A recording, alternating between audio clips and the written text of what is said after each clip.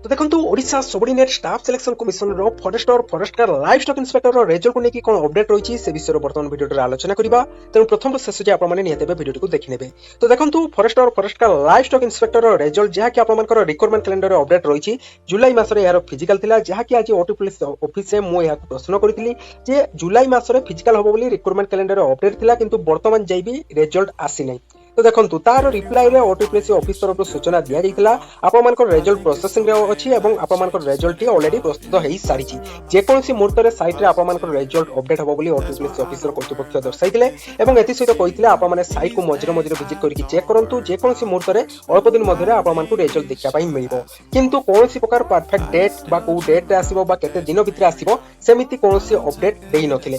Result आपण मानकर जल्दी देखिया पई मिलिबो। रिजल्ट आपण मानकर प्रस्तुत हेई सारिछि यथा शीघ्र साइट रे मध्य अपलोड हेइ ओटीपीसी तरफ इनफॉरमेशन। तो देखो वर्तमान कथा होची कि जुलाई मास रे आपण मानकर फिजिकल होबा कथा आज आपण मानकर मेरिट लिस्ट जेबे भी आसु बा फिजिकल लिस्ट जेबे भी आसु आपण मानको फिजिकल करिया पई किछि दिन समय सीमा दिया जिवो बुझला। सडन आपण मानकर फिजिकल होबोनी जे रिजल्ट आज आसी गला 4-5 दिन मध्ये फिजिकल सेमिति होबो नै। फिजिकल पई मध्ये यथेष्ट समय सीमा दिया जिवो बोली ओटीपीसी तरफ आज सूचना दिया जाइछि बुझला। ओवरऑल वर्तमान एतिक अपडेट होची आपण मानकर रिजल्ट को नेकी जहा कि केवल गोटिए कथा ओटीपीसी कहूची एवं रिजल्ट आपण मानकर जल्दी आसीयो बोली कहूची आउ ता छडा कोनसी अधिक इन्फॉर्मेशन ओटीपीसी ऑफिस रो मिल पारु नाही। केवल कहउचंती रिजल्ट प्रस्तुत होई सारछि आपण मानकर रिजल्ट आसे पई जाउची जे कोनसी मुहूर्त रे साइट रे आपण मानकर रिजल्ट देखा पई मिलबो एवं आपण मानकर फिजिकल प्रैक्टिस करंतु। आपण मानकर revenue inspector assistant revenue inspector बा आपण मानकर कंबाइंड रिक्रूटमेंट एग्जामिनेशन जहा कि आपण मानकर अगस्त एवं सेप्टेम्बर मास रे होबा को जाउची तार अपडेट मध्ये आसीची। परवर्ती वीडियो रे ए रिगार्डिंग कोन अपडेट देले से रिगार्डिंग सब इन्फॉर्मेशन आपण मानकर प्रोवाइड करबी। तो वर्तमान कथा होची कि रिजल्ट केवल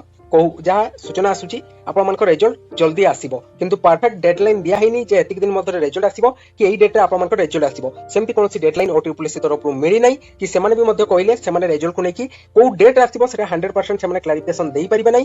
तथापि रिजल्ट प्रस्तुत होई सारची जे कोनसी मुहूर्त रे साइट रे अपलोड होबो एई तांक तरफ सूचना रहिछि एवं फिजिकल जा कि मु कहिछि जुलाई मास रे आपण मानकर फिजिकल नै फिजिकल हो आपण मानकर अगस्त मास अगस्त लास्ट धरके आपण माने चलंतु बुझला। तो एई रहउछि वर्तमान जे ओवरऑल अपडेट आजिकर